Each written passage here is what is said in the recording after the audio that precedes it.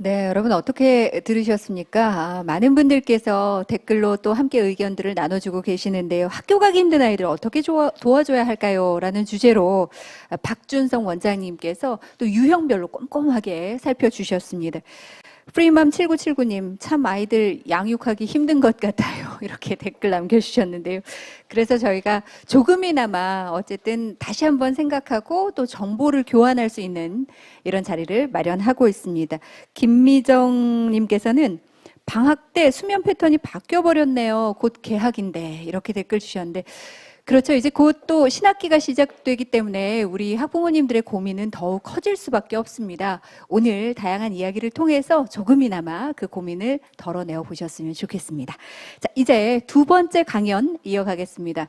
코로나19와 비대면 사회에서 내 아이 제대로 알기라는 주제로 강연 함께 청해 듣겠는데요. 오늘 연세대학교 세브란스병원 소아정신과의 천근아 교수님께서 나와 계십니다. 강연 청해 듣겠습니다. 교수님 부탁드립니다. 네, 안녕하세요. 반갑습니다. 방금 소개받은 천근아라고 합니다. 이렇게 유튜브에서나마 우리 여러 부모님들 만나 뵙게 돼서 정말 감사하고 또 기쁜 마음입니다. 오늘 이제 제가 강의할 내용은 이 아이들을 코로나 시대에서 너무 가정에만 있다 보니까 우리 아이들하고 부대끼는 일들이 많으시잖아요. 그러다 보니까 고민들도 좀 더 많이 늘어나게 되고 학교가 있으면 그냥 잊어버리는데 이게 집에서 자꾸 보다 보면은 안 보이던 문제도 보이고 또 이 아이가 이런 행동을 할 때 어떻게 내가 대처해야 되지? 같이 보내는 시간이 많을수록 갈등도 많아지고 이제 그럴 때 아이를 조금 더 잘 이해하면 좀 더 잘 보살필 수 있고 더 잘 대응할 수 있다. 라는 차원에서 우리 어머님들께 우리 아이를 어떻게 하면 더 잘 이해할 수 있을까 조금 전반적이고 넓은 그런 이야기를 드릴까 합니다. 우선 그 사례를 두 가지를 먼저 말씀하면서 시작을 드릴게요. 이 사례는 제가 이제 약간 그 똑같은 거는 아니고 정말 많은 사례들이 이런 경우가 많기 때문에 약간은 이제 각색을 했고 아이 이름도 가명으로 했습니다. 초등학교 3학년 재훈인데요. 초등학교 1학년 때 학교 적응이 어려워서 이제 병원에 내원하게 됐어요. ADHD라는 병 아시죠? 좀 주의력이 떨어지고 산만하고 뭐 물건도 자꾸 잘 잃어버리고 이제 그런 아이인데 이 아이가 약물 치료도 하고 사회성 기술 훈련도 병행을 했었는데 이제 2학년이 올라가면서 작년, 재작년 이제 그때 코로나가 터진 거죠. 그래서 학교를 거의 등교를 이제 못하니까 엄마가 집에서 아이가 비대면으로 온라인 수업하는 것을 자주 지켜보게 되고 또 컴퓨터 수업 화면에 집중을 못하고 계속 꼼지락거리는 모습을 보니까 너무 걱정이 되는 거예요. 그래서 어머님이 급기야는 얘가 학교를 가서 얼마나 지적을 받았을까 그런 생각을 하니까 오히려 학교를 안 가는 게 너무 다행스럽다라며 안도를 하신 그런 모습을 보였습니다. 차라리 내가 옆에서 끼고 앉아서 공부시키면 아이가 저렇게 선생님한테 지적받지도 않고 친구들하고 문제가 생기지도 않을 터이니 학교 가는 등교 날이 오히려 두려워지기 시작하신 거죠. 우리 어머님들도 그런 경우 많으실 거예요. 학교 가서 이렇게 아이가 선생님한테 계속 혼나고 지적받고 집중 못한다고 선생님한테 전화받고 이제 그런 것이 두렵다 보니까 선생님 제 마음속에 두 가지 마음이 다 있어요. 학교를 빨리 갔으면 하는 마음과 동시에 학교를 가면 얘가 또 문제를 일으킬 텐데 어떡하나 그런 마음이 동시에 있습니다. 제가 불안해요. 아이도 마찬가지가 되고요. 그래서 학교 가는 것이 두려워지게 된 이런 상황이 돼버린 이런 코로나 시대에 아이가 있는가 하면 사회성이 굉장히 좋은 초등학교 4학년 희성이 사례입니다. 이 아이는 학교에서 애들하고 쉬는 시간마다 축구도 하고 놀러 다니고 단짝 친구들을 만드는 그 재미에 학교를 다니던 아이였는데 이 아이가 갑자기 학교를 못 가게 되니까 친구들을 만날 수가 없는 거예요. 급격히 이제 우울해지게 된 겁니다. 왜 한때 작년에 가을에 조금 이제 대면 수업, 학교를 나오라고 하는 등교가 좀 있었잖아요. 그러다가 이제 날씨가 추워지면서 갑자기 이제 확진자가 늘어나면서 다시 학교를 못 가게 되니까 애들 좀 만나서 재밌으려고 했더니 다시 또 못 가게 되니 급격히 우울해졌던 그런 아이입니다. 그러니까 이제 어떻게 해요? 집에 있으면서 계속 온라인으로 게임에 접속해서 아이들과 이제 소통을 하는 것이죠.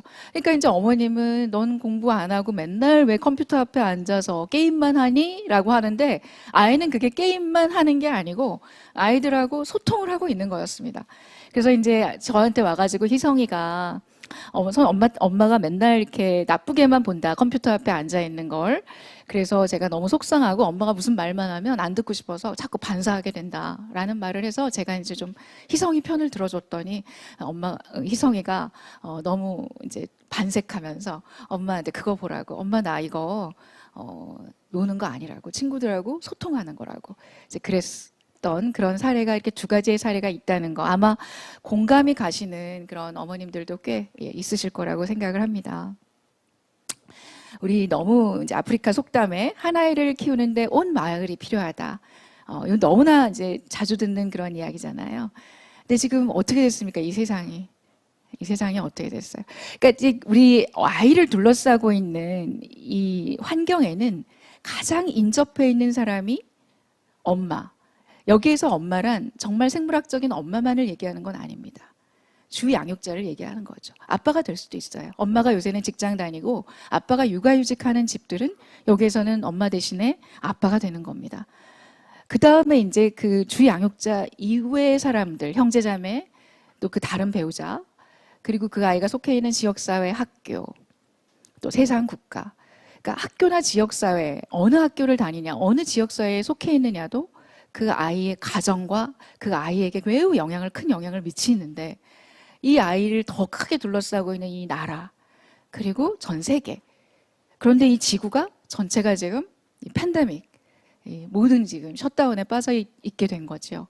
그래서 온 그 세계가 지금 교류를 다 중단하고 있고, 또 학교도 지금 폐쇄돼 있고, 또 집도 지금 집 밖도 저런 바이러스가 창궐하는 게 너무 무서워서 나가지를 못하고 있고, 마스크 다 쓰고 다니고 있어서 정말 얼굴도 제대로 정말 자주 만나는데도 저 사람 얼굴 전체를 못 보고 지금 지나가는, 최근 2년 동안 만난 사람은 아마 나중에 이제 우리가 마스크를 벗게 되는 세상이 왔을 때 오히려 못 알아보는, 저분이 저분이었어.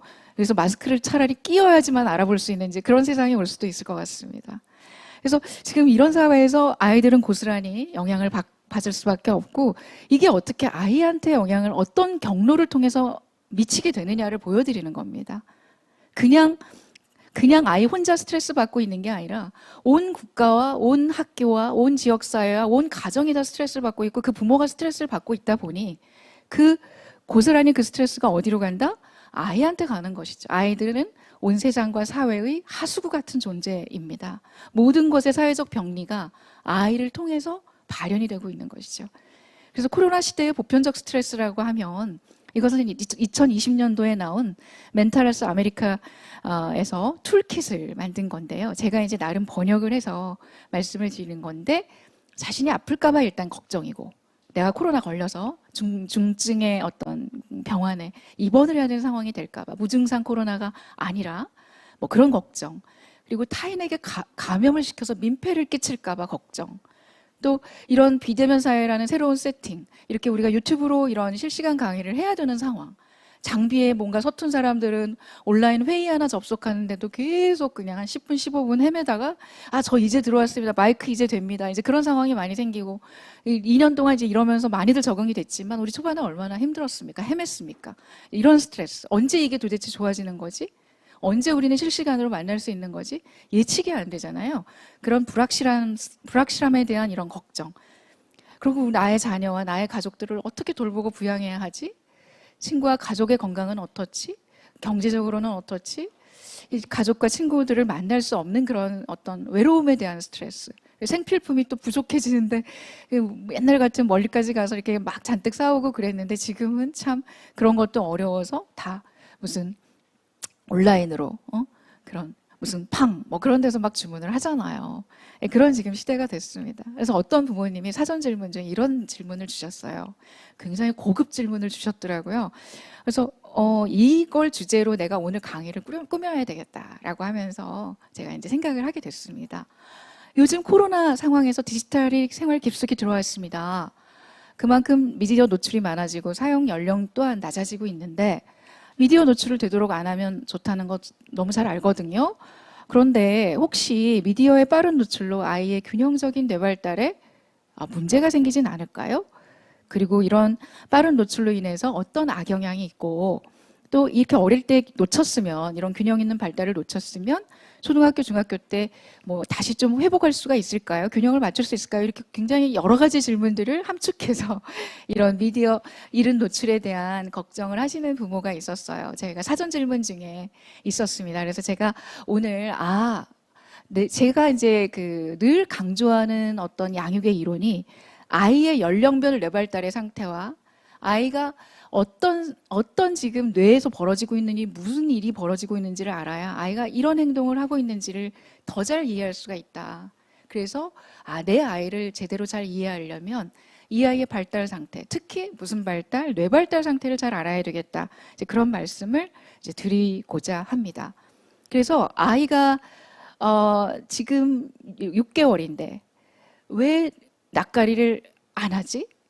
또는 18개월이 됐는데 왜 말을 안 하지? 또 만 3세가 됐는데 왜 아직도 못 떨어지지? 왜 유치원생이 됐고 학교를 들어갔는데 친구를 안 사귀지? 이제 이런 걱정들이 있잖아요. 그런데 정상적인 행동인데도 걱정을 하시는 분들이 있어요. 이건 정상적으로 해야 될 행동이거든요, 이 나이에. 근데 그게 무슨 문제일 거라고 생각하고 걱정을 하시는 분들에게 오늘 제 강의가 조금이라도 도움이 됐으면 좋겠습니다. 자, 이제 영아기에 대한 얘기를 할게요. 영아기는 보통은 돌 전까지를 영아기라고 하는데 우리가 넓게는 18개월. 왜 18개월이라고 하냐면 이제 그때쯤 되면은 어느 정도는 좀 이제 활발하게 기동성이 생기는 거죠. 돌 때 정말 잘 걷는 아이들도 있지만 조금은 뒤뚱거리다가 넘어지기도 하고 그래요. 그럼 탐색이 조금 위축될 수밖에 없습니다. 근데 18개월쯤이 되면 정상 아이들은 완벽하게 걷습니다. 막 뛰기도 합니다. 쫓아다니기 바빠요. 그때 이 아이들에게 우리 부모는 어떤 행동을 해야 되며 이때 아이들이 이수해야 될 발달 과제가 무엇인가를 말씀드리려고 해요. 이때는 아이의 기질을 잘 파악해야 됩니다. 우리 아이가 어느 기질에 속하는가. 그거를 잘 파악하기 위한 체크리스트를 나중에 보여드릴게요. 그리고 이때는 사회적 미소도 있어야 되고 정상적으로 낯가리기도 해야 돼요. 너무 낯선 사람한테 6, 7개월밖에 안 된 아이가 하나도 울지도 않고 잘 간다. 그것도 그냥 순한 아이라고 마음을 놓아서 될까? 약간은 걱정스러워해야 될까? 이제 그런 이야기를 하는 겁니다. 분리불안도 어느 정도 있는 게 정상이고요. 그리고 이때는 뇌가 아주 급성장을 하는 시기입니다. 이때 이제 경험 기대형 뇌발달이라는 게 있는데 이거는 필수적인 어떤 뇌발달이에요. 필수적인 자극이 필요한 시기에 꼭 필요한 어떤 기대되는 뇌발달을 얘기하는 거예요. 그래서 이때는 아까 이제 미디어 노출, 이른 노출 어떠냐라고 질문하신 분에 대한 대답을 여기서 잠깐 해드리면 너무 일찍 영유아기에, 요때 영아기에 미디어 노출을 하면 아이들의 필수적인 경험이 방해받습니다. 그 필수적인 경험이라 함은 엄마 눈을 쳐다보고 엄마랑 옹알이를 주고받으며 자기가 울었을 때 엄마가 왜 우냐고 달래주기도 하고 또 눈빛을 교환하면서 서로 뭔가 사회적 교감, 애착 경험을 하는 시기가 바로 이 시기거든요. 그런데 미디어를 너무 빨리 노출하게 되면 사람보다는 그런 기계나 빠른 영상, 빠른 어떤 자극에만 너무 뇌가 이제 특화돼 버려서 그런 제일 중요한 필수적 경험을 방해하게 되는 겁니다. 그래서 이때 애착 관계가 망가지게 되면 아이가 기본적 신뢰감을 형성하지 못하게 돼요. 그러면 이 세상은 참 살만하구나라고 느껴야 될 시기에 어떤 불신이라든지 좀 무섭다라는 느낌을 갖게 돼요. 여기서 신뢰감이라는 건 기본적인 생리적인 어떤 본능적 현상을 이야기하는 겁니다. 코로나 팬데믹 전과 후에 영유아 뇌발달에 대한 연구가 최근에 발표 네이처에서 실은 얘기가 있어서 잠깐 소개를 한다면 2020년도에 이제 초에 우리가 팬데믹을 경험하지 않았습니까? 그 전에 태어난 9년 동안에 태어난 아이들의 그 영유아의 어떤 언어 영역이나 퍼즐 맞추기나 이런 서기나 걷기 등과 같은 능력을 테스트를 했을 때 점수화를 했더니 이 아이들은 평균 한 100점 정도가 나왔대요. 근데 20년도 초에 태어난 아이들은 그때 이런 여러 가지의 언어 영역이나 퍼즐 맞추기 같은 그런 인지 영역을 테스트했더니 평균 78점이었다. 과연 이게 무엇을 의미하느냐? 그냥 그 아이들이 뭐 엄마가 얼마나 방임을 했겠습니까? 뭘 했겠습니까?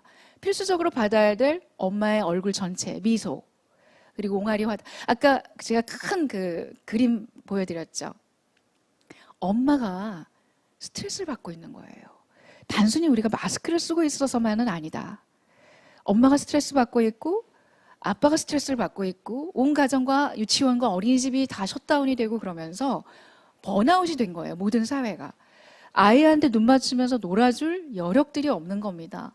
저는 이게 마스크 때문일까? 라고 고민을 했어요. 근데 마스크 때문만은 아닌 것 같아요. 그래서 필수적인 이 어떤 자극을, 오감이 다 자극돼야지 아이들의 뇌에서 막 회로가 늘어나고 세포 수가 늘어나고 사이즈가 커지고 그러는 건데, 그래서 이게 경험 기대형 뇌가소성에 문제가 생긴 현상이 아닐까라는 생각을 하고 있습니다. 자, 아까 영아기에 가장 중요한 게 기질 파악이라고 그랬죠. 보통 우리 이제 아이들의 7, 80%는 순환 기질입니다. 이 순환 기질이라는 건 무엇일까에 대한 이야기 조금 나중에 할게요. 우리가 관심을 가져야 될 기질은 매우 까다로운 기질의 아이입니다. 그렇다면 그런 아이들은 어떻게 해줘야 될까?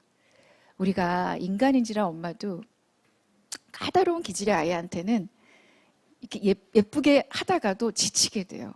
왜냐하면 밤에 자다가 자꾸 깨고 뭘 먹을 걸 줬는데 애가 빨리 안 그치고 기분이 늘 나쁘고 리듬이 없고 어느 장단에 내가 이 아이에 맞춰서 이 아이를 돌봐줘야 되지? 그러니까 어머님이 스트레스를 받게 되니까 아이하고 단둘이 있을 때는 아이한테 화를 내고 짜증을 내기도 해요.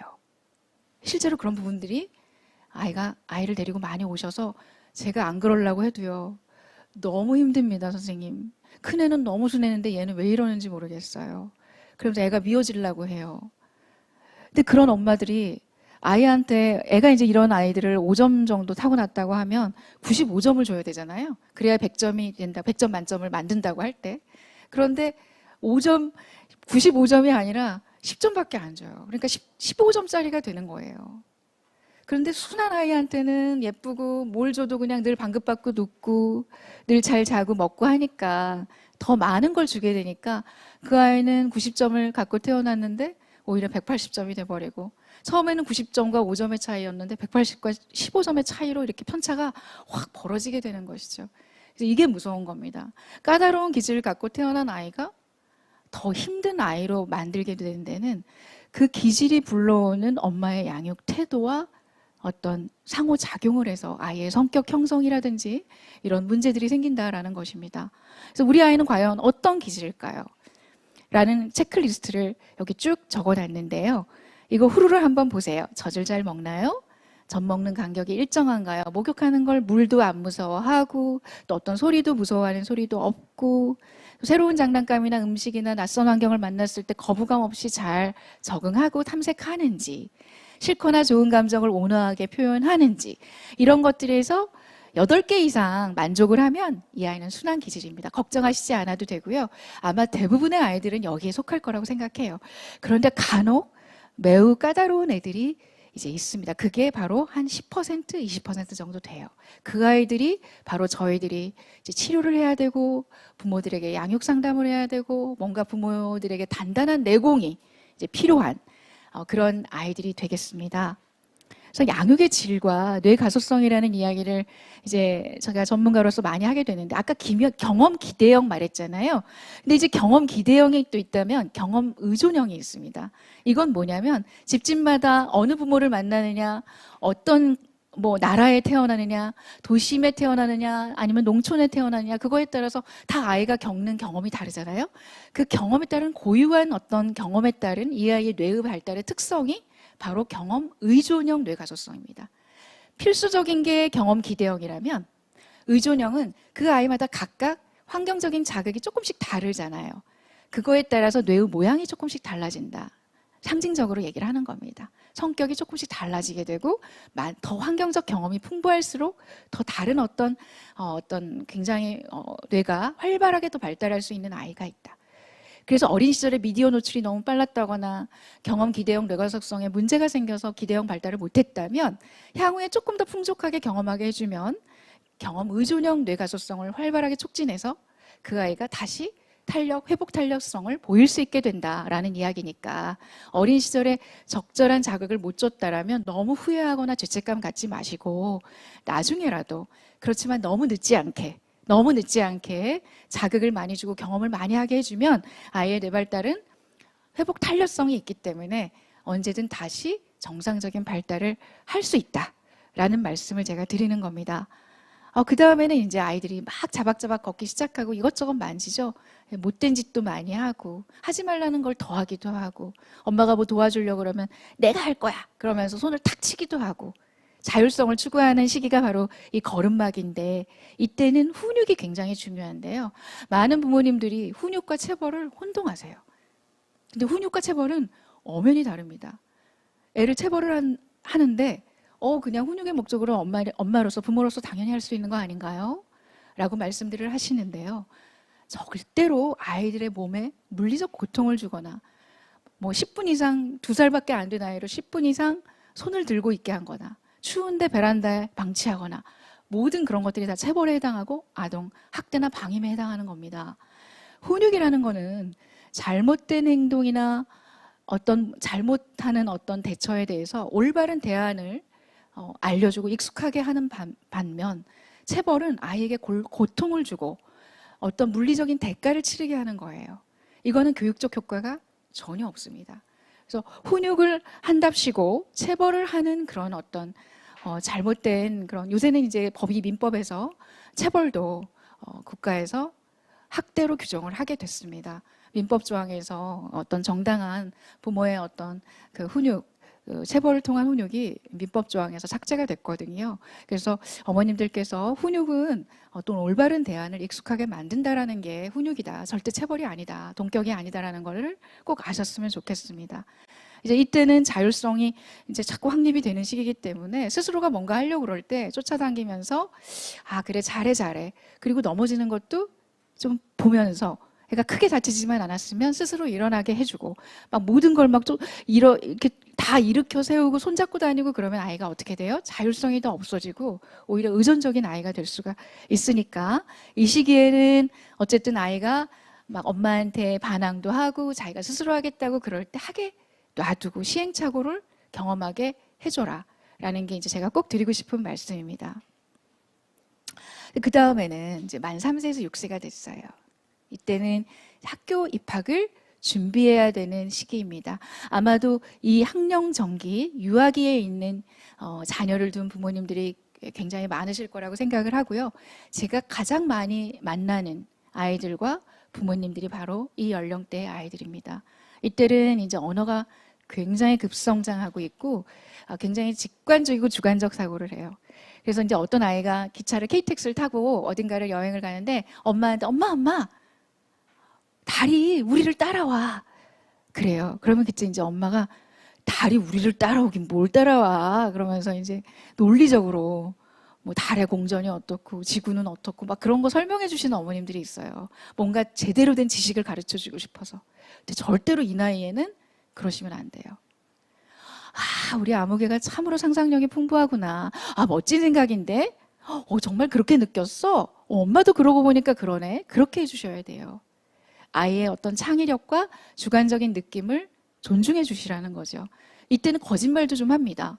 자기가 좀 이렇게 약간 이해가 안 되는 게 있으면 막 자기가 말을 만들어내요. 그래서 어머님들이 유치원에서 있지도 않은 일을 막 집에 와서 얘기해서 엄마 선생님하고 통화를 받더니 선생님이 어머 그런 일 없었는데요 그랬더니 막 아이를 데리고 와서 아이가 벌써부터 거짓말한다고 선생님 이거 나중에 큰 문제 되는 거 아니냐고 막 그러시는 어머님들이 있어요. 잘 크고 있으니까 걱정하지 마시라고 그러면서 돌려보냅니다.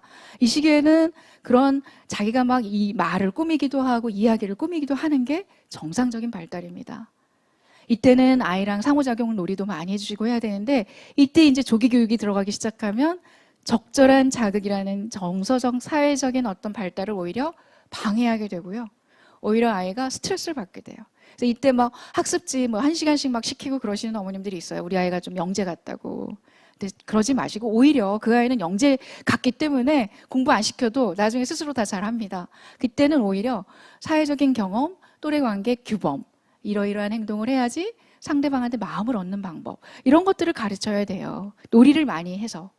그리고 요새 팬데믹으로 가족 간에 스트레스가 많잖아요. 부부 간에 불화도 있고 또 아이가 이제 어린이집 유치원 못 가고 집에 있다 보니까 엄마 아빠가 싸우는 일을 본의 아니게 보게 됩니다.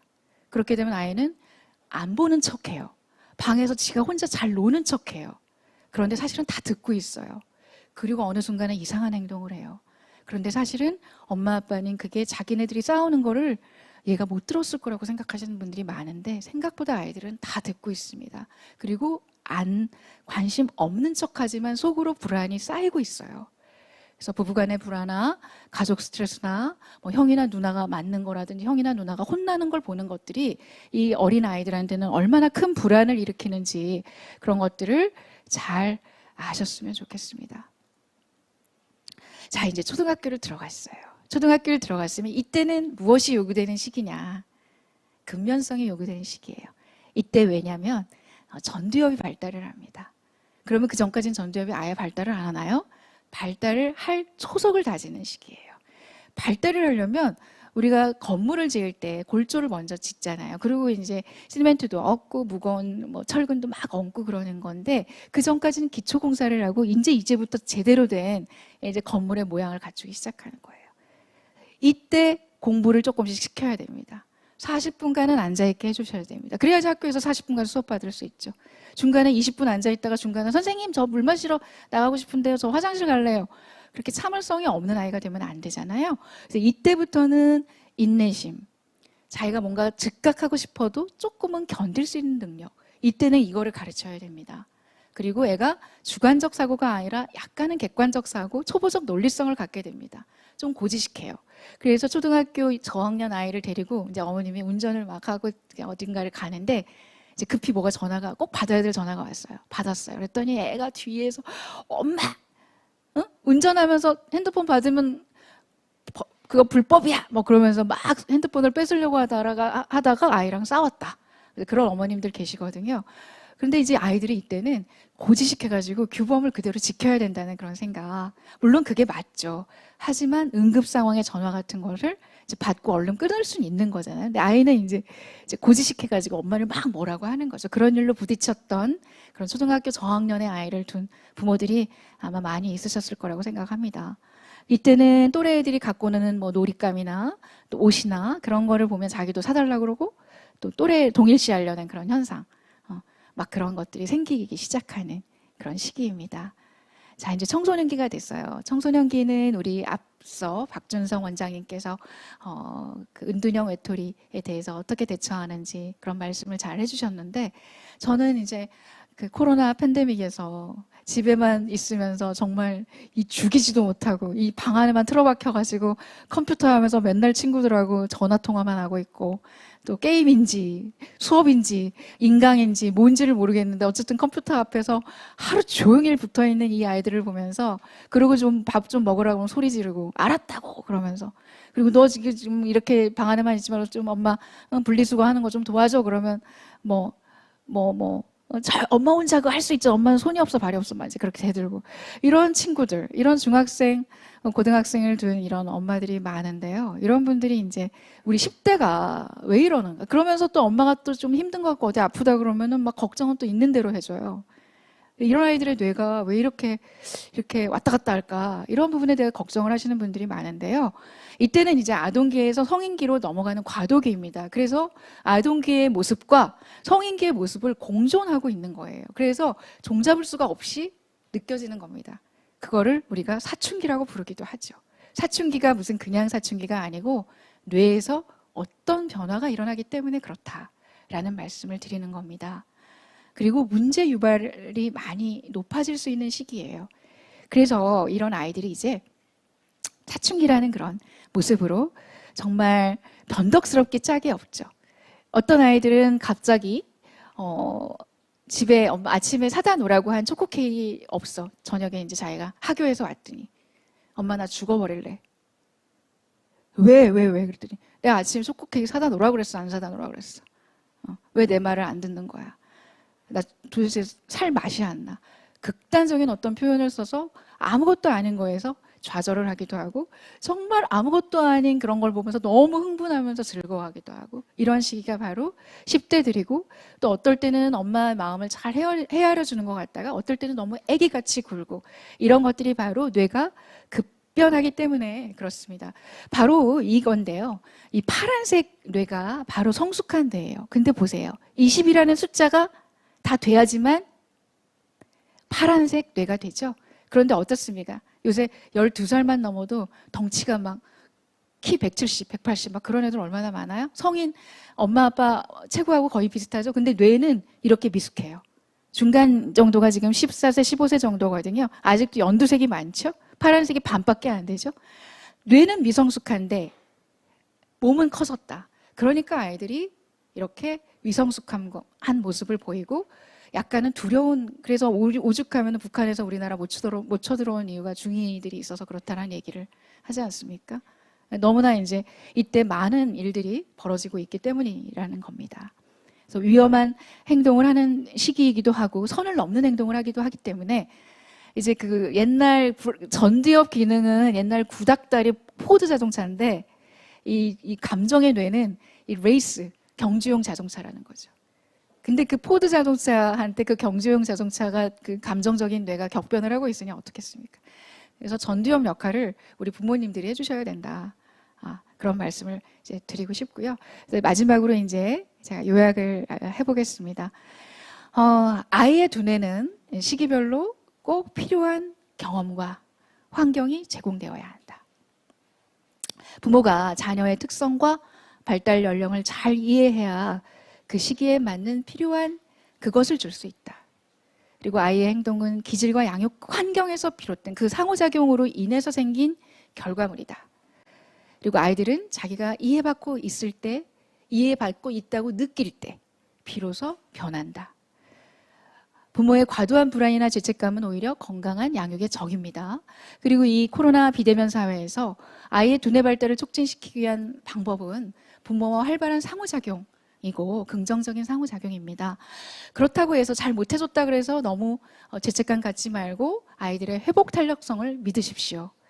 그리고 이런 지금 어려운 상황을 우리 아이와 좀 더 잘 시간을 많이 보내고 더 잘 이해를 잘 할 수 있는 기회로 삼으십시오. 그리고 아이들은 마지막으로 우리 부모의 소유물이 아닙니다. 언젠가는 독립시켜서 성인으로 독립시켜 떠나보낼 때까지 버팀목이 되어야 할 그런 부여받은 존재일 뿐이다 라는 말씀을 마지막으로 제 강의를 마치겠습니다. 네, 감사합니다.